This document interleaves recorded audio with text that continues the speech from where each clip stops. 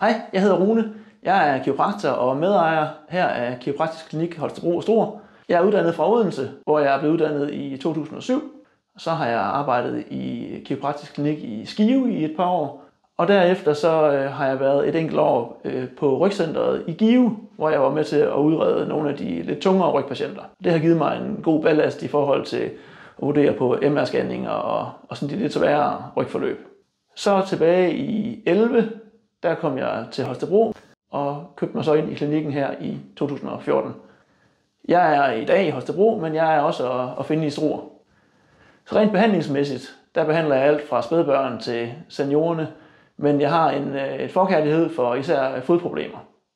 Jeg har taget en lang række efteruddannelser inden for fodproblemer, men også knæ, hofter og deslige, og har også taget en efteruddannelse i ultralydsscanning, som jeg bruger i diagnostikken af lige præcis de problemer. I forhold til fødderne, så er det noget, som jeg gang på gang undrer mig over, hvor meget de har at sige på resten af bevægeapparatet.